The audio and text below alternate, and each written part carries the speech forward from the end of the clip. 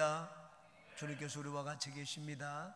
하나님이 함께 하시니 오늘도 우리에게 좋은 일이 있을 줄 믿습니다. 누가복음 21장 1절에서 9절까지의 말씀 같이 보시겠습니다. 누가복음 21장 1절부터 9절까지 다 같이 합독합니다. 시작. 예수께서 눈을 들어 부자들이 헌금함에 헌금 넣는 것을 보시고 또 어떤 가난한 과부가 2렙돈 넣는 것을 보시고 이르시되 내가 참으로 너희에게 말하노니 이 가난한 과부가 다른 모든 사람보다 많이 넣었도다. 제자들은 그 풍족한 중에서 헌금을 넣었거니와 이 과부는 그 가난한 중에서 자기가 가지고 있는 생활비 전부를 넣었느니라 하시니라. 어떤 사람들이 성전을 가리켜 그 아름다운 돌과 헌물로 꾸민 것을 말하며 예수께서 이르시되 너희 보는 이것들이 날이 이르면 돌 하나도 돌 위에 남지 않고 다 무너뜨려지리라. 그들이 물어 이르되 선생님이여 그러면 어느 때에 이런 일이 있겠사오며 이런 일이 일어나려 할 때에 무슨 징조가 있사오리이까? 이르시되 미혹을 받지 않도록 주의하라. 많은 사람이 내 이름으로 와서 이르되 내가 그러하며 때가 가까이 왔다 하겠으나 그들을 따르지 말라. 난리와 소요의 소문을 들을 때에 두려워하지 말라. 이 일이 먼저 있어야 하되 끝은 곧 되지 아니하리라. 아멘. 오늘은 두 가지 사건을 같이 살펴보고 오늘은 나누겠습니다. 첫 번째는 연보에 대해서, 그리고 두 번째는 예수님의 종말에 대해서 무리들에게 가르쳐 주셨습니다. 한 절씩 살펴보고 오늘은 나눕니다. 1절, 예수께서 눈을 들어 부자들이 헌금함에 넣는 것을 보시고, 예수님이 성전 안에 계셨습니다. 성전에 들어가면 제일 먼저 이 입구에 들어가는 문이 성전 미문입니다. 아름다운 문이라고 해서 그 미문까지 들어가면 바로 이제 여인들이 하나님을 예배하는 뜰이 나옵니다. 여인의 뜰이라고 합니다. 그 여인의 뜰 입구에 이게 연보함이 7개 놓여 있습니다. 그 중에 6개는 자유롭게 누구든지 헌금을 할 수 있는 자유로운 연보함입니다.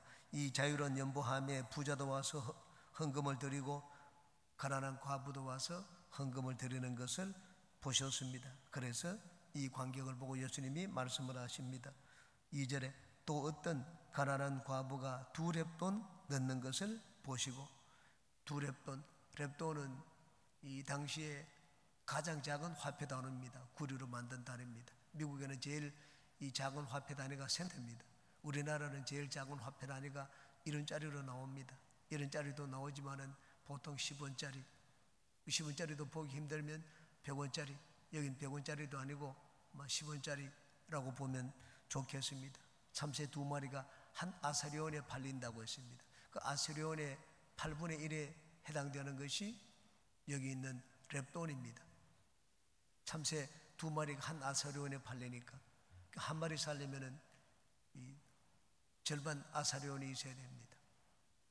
한 아사리온이 8렙돈이니까 이 참새 한 마리를 살려면 적어도 렙돈이 있어야 됩니다. 그런데 여기 2렙돈까지 오는 참새 한 마리도 사지 못하는 돈입니다. 이 과부는 그만큼 가난했습니다. 가장 작은 화폐, 10원이든지 100원짜리 그 화폐에 이 두 동전을 넣는 것을 예수님이 보셨습니다. 그리고는 무리들에게 말씀을 하십니다. 3절에 이르시되 내가 참으로 너희에게 말하노니 이 가난한 과부가 다른 모든 사람보다 많이 넣었도다. 이것이 헌금에 대한 예수님의 평가입니다. 2렙돈하고 부자가 드린 큰 은하하고 비교가 되겠습니까? 넣은 액수로 보면 부자가 훨씬 많이 넣었습니다. 그런데 예수님은 과부가 더 많이 넣었다고 했습니다. 하나님 앞에 드리고 난 다음에 네 손에 남은 것이 뭐냐? 예수님은 얼마나 많이 드렸느냐? 바치는 그것을 보지 않았습니다. 하나님께 드리고 난 다음에 내가 얼마나 나에게 남은 것이 있는지 그 남은 것을 보셨습니다. 부자는 아직까지 헌금을 드리고 난 다음에 금고에 재물이 많이 있었습니다. 생활하는데 지장이 없었습니다. 그런데 과부는 그렇지 않았습니다. 생활비 전부를 드렸다고 했습니다. 먹고 살 빵을 살 양식이 양식을 살 만한 그런 여유가 없습니다. 그 전부를 드렸다고 말씀을 했습니다. 예수님은 우리가 어떠한 마음으로 주님 앞에 드렸느냐 하는 그것을 보셨습니다. 4절에 저들은 그 풍족한 중에서 헌금을 넣었거니와 이 과부는 가난한 중에서 자기가 가지고 있는 생활비 전부를 넣었느니라. 풍족한 중에서 많이 있는 것 중에서 일부를 떼냈다고 했습니다. 드리고 난 다음에도 많이 남아 있습니다. 풍족하게 남아 있습니다. 이 과부는 생활비 전부를 넣었습니다. 생활을 할 수가 없을 정도입니다. 이게 주님이 우리의 헌신을 보는 기준입니다. 우리가 하나님 이 물질만 말하는 것이 아닙니다. 하나님 앞에 시간을 드리고 헌신하는 것도 마찬가지입니다. 나에게 시간이 여유가 3시간밖에 없습니다. 3시간을 잠을 자야 되는데 1시간 주님 봉사하고 2시간 잠을 자면 이 사람은 진짜 3시간 중에 1시간 주님께 드린 것입니다. 그런데 하루에 남아있는 시간이 15시간 되는 사람은 5시간 봉사를 합니다. 5시간 봉사를 해도 자기는 아직 10시간 여유가 있습니다. 1시간 봉사한 사람과 여러분 이 5시간 봉사한 사람, 그 봉사한 양을 가지고 보면 5사람 봉사한 것이 훨씬 많아 보입니다. 그런데 남은 걸 보면 어떻습니까? 이 1시간 봉사하는 사람은 바쁜데 자기에게 3시간밖에 없는데 1시간 봉사하고 잠자는 시간은 2시간밖에 없습니다. 그런데 이 5시간 봉사한 사람은 여유가 15시간이 있기 때문에 남은 것이 아직도 10시간이나 남아 있습니다. 예수님의 그 광경을 보면 어떻게 말씀을 하십니까? 이 물질로 하나님 앞에 우리가 헌신하는 것과 똑같은 태도로 우리에게 말씀을 할 것입니다. 하나님 엘리야를 보낼 때 부자의 집에 보내지 않았습니다. 아주 한 끼 먹을 양식밖에 없는 그 가정에 보내었습니다. 한 끼 먹을 양식밖에 없는 가정이 엘리야를 위해서 떡을 만들어 먼저 섬기면 남은 것이 없습니다. 한 끼 먹고 죽으려고 했는데 한 숟가락도 먹지 못하고 죽을 만큼 남은 것이 없습니다. 그런데 그런 가정에 하나님이 엘리야를 보내었습니다. 왜냐하면 하나님의 기적을 행하시기 위해서입니다. 하나님 우리 삶 가운데 기적을 행하시고 놀라운 일을 행하시는데 우리의 헌신을 보십니다. 어떤 헌신을 보십니까? 풍족한 중에서 얼마 내는 것, 그것 보시지 않습니다. 내가 하나님 앞에 드리고 난 다음에 남은 것이 얼마 있느냐? 주님은 그것을 보십니다. 그것이 얼마나 많이 하나님께 드렸느냐 하는 것입니다. 여러분, 내가 하나님 앞에 10만 원을 들어도 나에게 1억이 있습니다. 1억 가운데 10만 원 드린 것과 나에게 있는 돈이 진짜 만 원밖에 없습니다. 만 원밖에 없는데 만 원 드린 거 어떻습니까? 만 원밖에 없는 사람이 만 원 드린 건 다 드린 것입니다. 저는 헌금을 할 때 이 헌금 액수를 쭉 전부 다 일일이 다 봅니다. 어린아이들이 헌금한 것도 봅니다. 대개 1,000원이나 2,000원을 합니다. 그런데 어떤 경우에는 만 원 한 애가 있습니다. 그리고 이름을 봅니다. 그 다음 주에 내가 유심히 또 살펴봅니다. 세 주를 봤습니다. 계속 만 원 하는 것을 봤습니다. 물론 어린애가 돈 버는 것이 아니기 때문에 자기가 벌어서 했는지 어떤지는 모르겠습니다. 그러나 그걸 보고 전 성인이 만 원 내는 것과 그 예꿈아이들이 만 원 내는 것은 의미가 다릅니다. 난 그것을 가지고 사탕을 사 먹을 수도 있고 용돈을 쓸 수도 있는데 받은 그것을 다 하나님 앞에 드리는 것을 저는 느낍니다. 우리가 주님 앞에 무엇을 드릴 때, 섬길 때 주님이 보시는 기준이 있습니다. 내가 얼마나 많이 들었느냐 하는 것보다 너 손에 나에게 드리고 난 다음에 남은 것이 무엇이냐, 주님이 그것을 보십니다. 아나니아와 삽비라 이야기를 우리는 압니다. 아나니아와 삽비라는 여러분 많은 헌금을 들었습니다. 땅을 팔아가지고 자기 있는 거 다 드린 게 아니고 땅을 팔아가지고 들었으니까 얼마나 많이 들었겠습니까? 그런데 그걸 드리고 난 다음에도 자기가 평생 사는 데는 걱정이 없었습니다. 먹고 살 궁리를 다 해놓았기 때문입니다. 그러고는 내가 다 들었습니다. 남은 것이 없다고 했습니다. 남은 것이 없다. 주님 앞에 내 전부를 들었다는 것입니다. 그런데 실상은 그렇지 않았습니다. 남은 것이 없다. 하나님 앞에 나는 온전히 바쳤다. 거짓말을 했습니다. 하나님이 기뻐하시지 않았습니다. 하나님이 우리에게 보시는 것, 내가 얼마나 드렸느냐, 그 드리는 그 액수가 중요하지 않습니다. 내 남은 것이 무엇이냐, 내가 얼마나 남았느냐, 나를 위하여 드리고 난 다음에 내 남은 것이 어떠냐. 여러분, 우리가 잠잘 시간이 없고 내가 여러 가지 일이 바쁩니다. 그런 사람이 1시간 주님을 섬긴 것과 할 일이 없어가지고 여러분 빈둥빈둥 노는 사람이 1시간 섬긴 것은 의미가 다릅니다. 주님이 우리에게 보시고자 하는 것이 있습니다. 내가 얼마나 주님을 사랑하여 드렸느냐 하는 것입니다. 사랑하게 되면 내 것을 희생하여 주님 앞에 드립니다. 나는 한 끼 먹지 않아도 먹는 것 아끼고 주님께 드립니다. 저는 처음 예수님을 믿을 때 기억이 납니다. 하나님 앞에 헌금 드리기 위해서 저는 금식을 했습니다. 매일 한 끼씩 금식을 했습니다. 그 돈을 모아가지고 하나님 앞에 헌금하기 위하여. 내가 하나님 앞에 드리고 난 다음에 나는 한 끼를 먹지 않겠다. 하나님 앞에 헌금 드릴 때는 우리는 경제적인 여유가 없었기 때문에 무엇이든지 줄여야 됩니다. 버스를 2번 탈 거 버스를 1번 타야 됩니다. 편안하게 좌석 버스를 타야 될 거 입석 버스를 타야 됩니다. 그거 줄이고 내가 여유 있게 쓸 것을 줄이고 하나님 앞에 헌금을 드렸던 기억이 납니다. 주님이 우리를 평가하실 때 우리를 보시는 이 기준입니다. 우리는 주님을 사랑하니 주님을 섬기고 주님께 드릴 때 항상 사랑하는 마음으로 헌신하여 주님을 섬기는 우리 모두가 되시기를 주 이름으로 축원합니다. 그 다음에 이제 5절 이하에는 성전 함락에 대한 예언입니다. 5절에 어떤 사람들이 성전을 가리켜 그 아름다운 돌과 흙물로 꾸민 것을 말하며 예수께서 이러시되 성전에서 연보 드리는 광경, 예수님의 성전 안에 계셨습니다.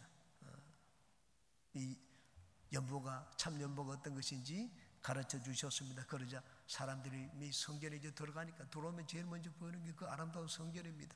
그 성전의 휘황찬란한 모습을 보고 예수님 앞에 성전이 너무 아름답다고 얘기를 했습니다. 여러분, 이 오늘날 서양의 이 서구 세계, 서구 사회에 여행을 가면은 여행 관광을 가는데 필수 이 관광 상품 중에 반드시 들어있는 것이 이 성당 구경하는 것입니다. 서양의 제일 아름다운 곳이 성당입니다. 성당을 짓는데 보통 몇백 년을 걸려서 성당을 짓습니다. 그 바깥에서 보면은 그 아름다움에 감탄, 입이 딱 벌어져서 감탄할 정도입니다. 앉아가지고 구경을 합니다. 딱 앉아가지고 너무 아름답습니다. 이 당시에 이 헤롯 성전이 참으로 아름다웠습니다. 다윗이 하나님이 성전을 지으려고 했을 때 하나님이 허락하지 않았습니다. 그 아들 다윗이 성전을 지었습니다. 다윗은 자기가 가진 모든 재산을 다 솔로몬에게 물려주었습니다. 이것을 가지고 하나님의 성전을 지어라. 왕의 모든 재산을 가지고 지었으니 성전이 얼마나 아름답게 지어졌겠습니까? 당시 솔로몬 성전이 지어졌을 때 사람들이 동쪽에서 감람산에서 태양이 떠오릅니다. 태양이 떠오를 때 성전을 보면은 눈이 부셔가지고 성전을 바라보지 못했다고요. 기록이 되어 있습니다. 요세푸스의 글에 보면 금으로 지었기 때문입니다. 금으로 지었기 때문에 너무 아름답기 때문에. 근데 바벨론에 의하여 주전 587년에 예루살렘이 함락되고 성전이 완전히 다 불타버렸습니다. 그러고는 전부 다 종으로 바벨론 포로로 붙잡혀 갔습니다. 70년 뒤에 스룹바벨이 보리스 왕의 책령을 받아가지고 이스라엘 민족을 데리고 가나안 땅으로 다시 돌아왔습니다. 너희들은 가서 하나님의 성전을 지어라. 성전을 지으러 왔는데 여러분, 종살이 하던 자가 무슨 재물이 있겠습니까? 예루살렘은 완전히 황폐하게 되고 초토화되었는데 그 남은 것이 무엇이 있겠습니까? 그 성전을 아름답게 지을 수가 없었습니다. 초라하게 지었습니다. 나중에 이 로마가 세계를 지배하고 난 다음에 로마의 폼페이 장군이 예루살렘을 점령을 했습니다. 예루살렘을 점령하고 난 다음에 이 유대를 다스리기 위해서 이 로마가 좀 이간 정책으로 섰습니다. 유대인으로 그 지도자를 삼지 않고 남쪽에 있는 이 이두메, 에돔이죠. 에돔 지역의 이 왕인 헤롯을 유대인의 왕으로 책봉을 했습니다. 유대인이 아닙니다. 에돔 사람이죠. 에돔 사람이 유대 지역을 다스리는데 유대인들이 반발이 심합니다. 그리고 이 헤롯은 자기 왕위를 지키기 위해 가지고 이전에 있던 힐카노스 이 왕조, 유대인 왕조를 그냥 막 씨를 말리듯이 했습니다. 유대인의 반발이 심했습니다. 이들의 반발을 좀 무마시키기 위해 가지고 헤롯이 쓴 유화 정책이 있습니다. 그들을 환심을 사기 위해서. 그래서 지은 것이 성전입니다. 예수님이 성전을 보고 이 46년 동안 지은 성전을 사람들이 보고 그 위용에 놀랐습니다. 이 성전을 지을 때 성전의 수룹바벨 성전이 너무 초라했습니다. 성전을 넓혔습니다. 성전의 축대로 샀는데 축대의 높이가 20m입니다. 여러분 10m면 아파트 3층입니다. 그 축대가 아파트 6층 높이의 축대로 쌓았습니다. 그리고 틀을 넓혔습니다. 전부 양쪽으로 틀을 넓혀가지고 4만 평이 되도록 틀을 넓혀가지고 성전을 지었습니다. 이렇게 해서 많은 사람들의 관심을 샀습니다. 그리고 유대인들의 관심을 사기 위해서 일반 하나님의 전을 짓는 것이기 때문에 일반 석공들이 그 전을 짓도록 하지 않았습니다. 제사장들을 전부 다 불러 모았습니다. 1000명의 제사장들에게 이 석공일을 가르쳤습니다. 1000명의 제사장들에게 석공일을 가르쳐서 그들에게 봉급도 주고, 그렇게 해서 이 제사장들이 다른 이 인부들과 함께 성전을 짓도록 만들었습니다. 그러므로 예수님 당시에 그 성전을 보는 사람들이 유용해 아주 감탄을 했습니다. 무리들이 예수님 거기 성전 안에 있을 때 성전을 보고는 이렇게 말씀을 했습니다. 이 성전이 너무 아름답지 않느냐? 예수님이 바로 그 무리들의 말에 이렇게 대답을 하셨습니다. 6절에 너희 보는 이것들이 날이 이르면 돌 하나도 돌 위에 남지 않고 다 무너뜨려지리라. 돌 위에 돌 하나도 남지 않고, 이 말씀이 실제로 이루어졌습니다. 주후 70년경 디도 장군이 와가지고 그 성전을 완전히 포위했습니다. 그 성전 위에서 이 열심당원이죠. 열심당원들이 예루살렘 시를 점령을 했습니다. 그리고 최후 이 성전을 최후의 보루로 삼아가지고, 너무나 그 성전이 높게 잘 지어지고 든든했기 때문에 성전을 보루로 삼아가지고 로마에 저항을 했습니다. 로마가 그 위에 토성을 쌓았습니다. 디도 장군이 토성을 쌓아가지고 불과 5개월 만에 그 성전을 함락시켰습니다. 그리고는 성전에 불을 태우는데 전부 금으로 되어 있었기 때문에 성전이 금이 다 녹아내렸습니다. 금이 녹아내리자 이 군사들이 금덩이를 캐기 위해 가지고 막 돌을 파헤치기 시작을 했습니다. 그래서 돌 위에 돌 하나도 남지 않게 되었습니다. 이 디도 장군이 그 큰 건물이 무너져 내리고 막 군사들이 그 금덩이를 그냥 녹아내린 금덩이를 죽기 위해 가지고 돌을 무너뜨리는 걸 봤습니다. 그러다가 성전 서쪽에 있는 벽은 무너뜨리지 못하도록 만들었습니다. 이 거대한 성전을 로마가 무너뜨렸다는 것을 역사적으로 보이기 위해서입니다. 그래서 지금도 서쪽 벽은 남아 있습니다. 통곡의 벽이라고 해서 참 공교롭게도 하나님의 아이러니, 하나님의 역사인 줄 모릅니다. 바벨론에 의하여 예루살렘 성전이 함락된 날짜와 로마 디도 장군에 의해서 예루살렘 성전이 불타버린 날짜가 같은 날입니다. 8월 9일, 지금으로 말하면 아북을 9일 그래 이 성전이 불타버렸습니다. 그래서 성전에 돌 위에 돌 하나도 남지 않을 것이라는 예수님의 말씀이 이루어지게 되었습니다. 7절 그들이 물어 이르되 선생님이여 그러면 어느 때에 이런 일이 있겠사오며 이런 일이 일어나려 할 때에 무슨 징조가 있사오리이까? 여러분 성전이 함락된다니까 이들은 금방 옛적 자기들의 역사를 떠올렸습니다. 무슨 역사입니까? 바벨론의 역사입니다. 바벨론에 의하여 예루살렘 성전이 함락된 그런 슬픈 아픈 기억을 그들이 가지고 있습니다. 그래서 헤롯 성전을 이렇게 다시 한번 멋있게 지었는데 이 헤롯 성전이 다시 한번 솔로몬 성전이 무너진 것처럼 그렇게 또 불타버리고 만다는 말이냐? 금방 근심 걱정 두려움이 들어오기 시작을 했습니다. 대재앙입니다. 나라가 망한다는 말입니다. 나라 망하게 되면 피해야 될 거 아닙니까? 재앙이 임하면 재앙에 대피를 해야죠. 그래서 재앙에 대피하기 위하여 그럼 이런 일이 일어나기 위해 어떤 징조가 있습니까? 그 징조를 보여달라고 얘기를 했습니다. 우리도 무슨 재앙이 있으면 준비를 합니다. 폭풍 이런 태풍이 불 때는 유리 창문을 꼭 닫고 유리 창문을 열어놓으면 그냥 꼭 잠그지 않으면 바람이 흔들려 가지고 파손됩니다. 다 우리가 재앙이 일어나면 핵무기가 터지면 지하 벙커로 들어간다. 다 이렇게 대피를 합니다. 이들도 이전의 재앙을 겪어봤기 때문에 이런 재앙이 있을 때 피하기 위해서 예수님에게 그 재앙이 임할 때의 징조를 물어봤습니다. 8절에 이르시되 미혹을 받지 않도록 주의하라. 많은 사람이 내 이름으로 와서 이르되 내가 그러하며 때가 가까이 왔다 하겠으나 그들을 따르지 말라. 미혹받지 않도록 하라고 했습니다. 징조가 무엇입니까?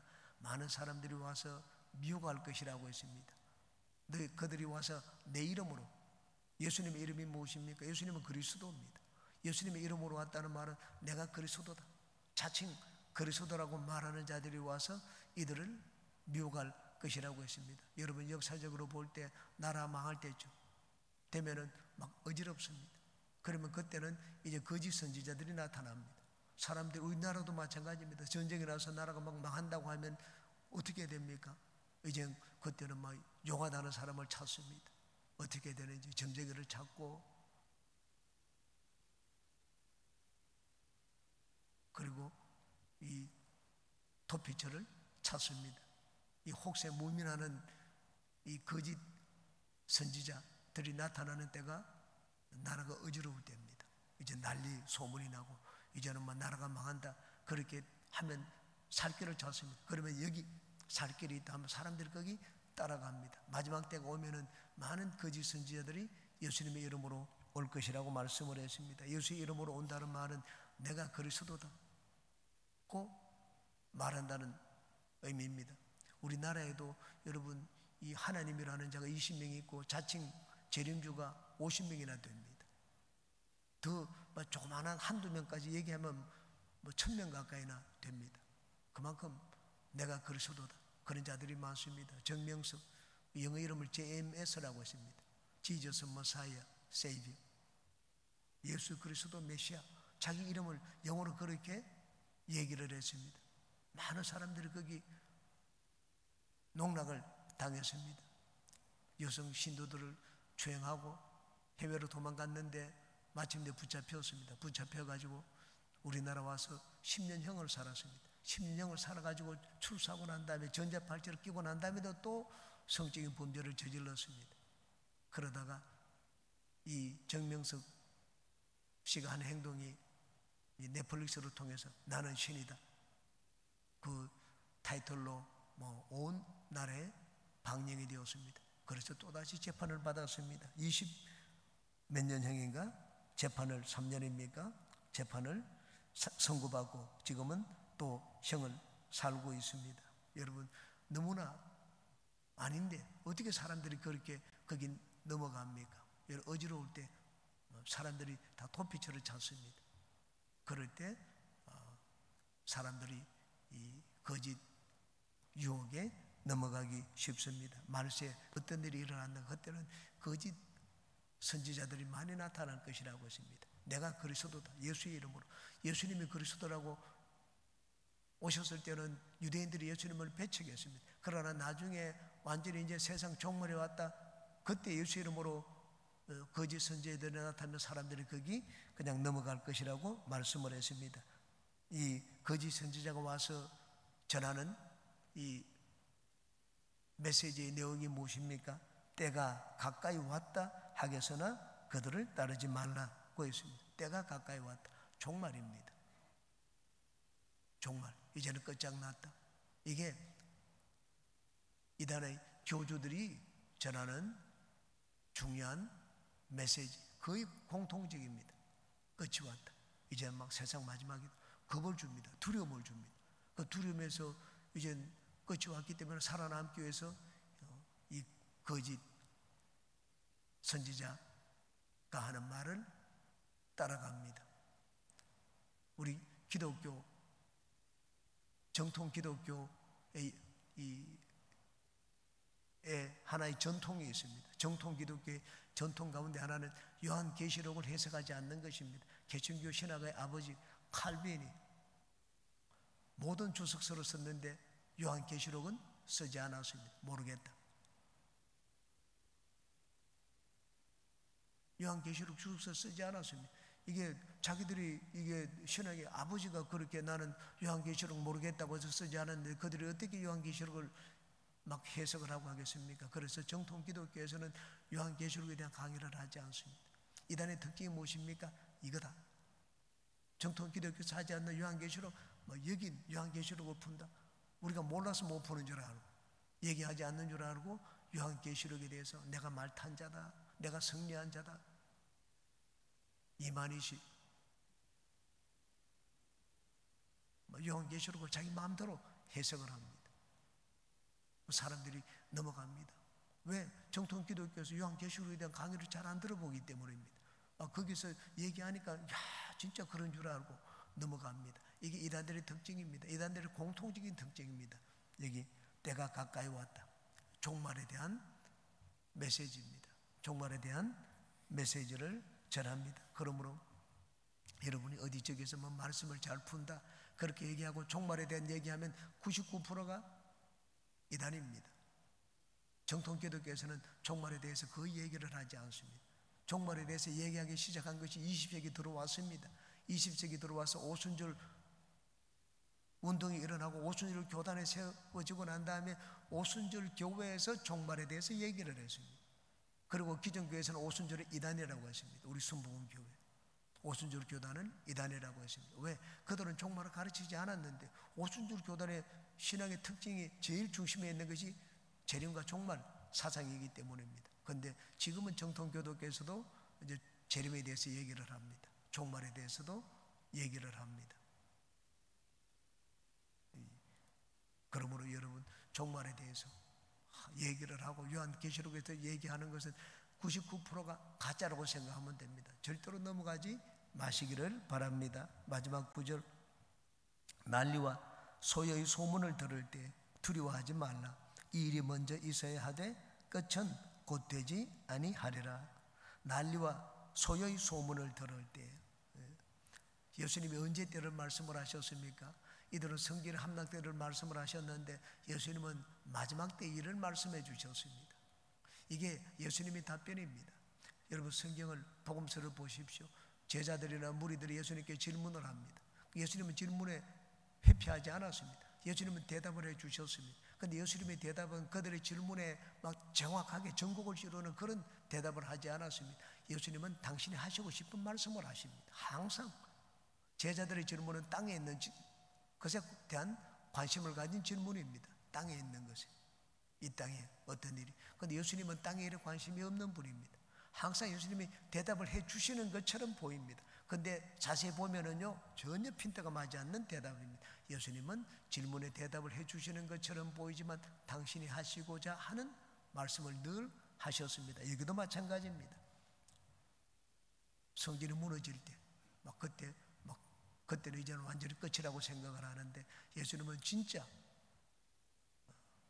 마지막 때도 유대인들이 성전을 짓고 성전 때문에 종교적인 전쟁이 일어날 것입니다. 예수님 그들은 1차적으로 디도 장군에 의하여 예루살렘 성전이 무너질 때 그때를 사실 예수님이 이 말씀을 하셨는데 더 징조를 묻자 예수님이 마지막 때 진짜 종말의 때에 대해서 거짓 그리스도들이 막 이때가 마지막이다 이제는 끝이 왔다고 하는데 진짜 끝이 어디인지 말씀을 해 주셨습니다. 난리와 소여의 소문을 들을 때 두려워하지 말라. 마지막에 되면은 난리 전쟁입니다. 전쟁이 일어나고 여기저기에서 막 소요 폭동이 일어납니다. 사회가 불안합니다. 불안정하고 지금 우리 주변에서 전쟁이 얼마나 많이 일어납니까? 전쟁은 인류 역사에 한 번도 전쟁이 쉬운 적이 없습니다. 끊임없이 일어나는데 나중에 마지막 때가 되면 여기저기서 전쟁이 일어날 것입니다. 믿음은 무엇입니까? 믿음이라는 것은 이 혼란한 세상에 대해서 흔들리지 않는 것이 믿음입니다. 마지막 때가 되면 난리와 난리 소문이 나고 전쟁 있고 그렇게 하니까 사회가 불안합니다. 어수선합니다.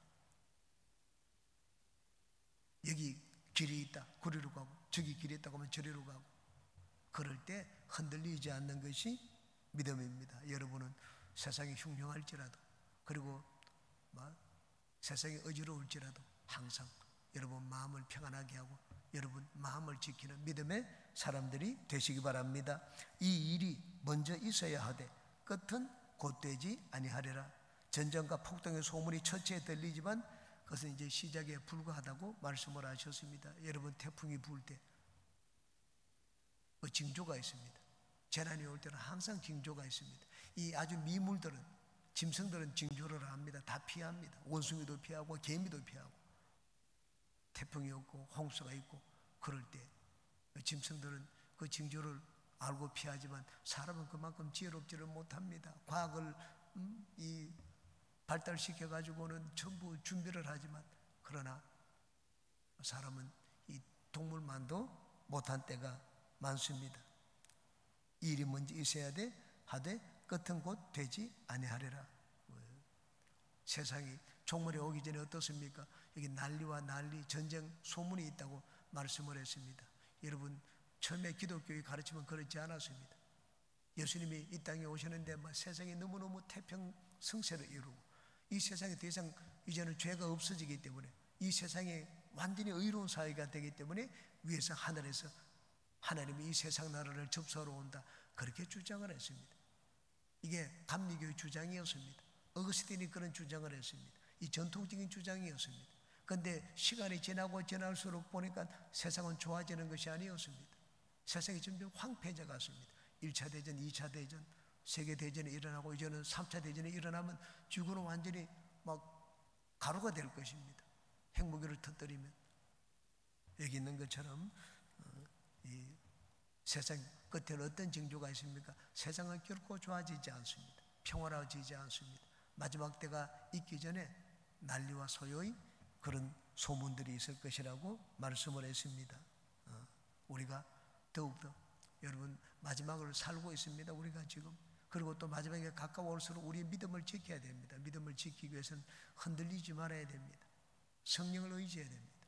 성령 하나님을 의지해야지 흔들리지 않는 믿음을 지킬 수가 있습니다. 이 당시에 1세기경에도 많은 그리스도들이, 적그리스도들이 나타났습니다. 요한서신에 보면 그 사도 요한이 그 성도들에게 전부 편지를 써가지고 안돈시키고 있습니다. 적그리스도들이 많이 나타났는데 동요하지 말라, 그들을 가르치며 속지 말라고 했습니다. 성령의 말을 들으라고 했습니다. 너희 안에 성령의 기름 부음이 있지 않는가? 성령의 지시를 받고 성령의 가르침을 받으면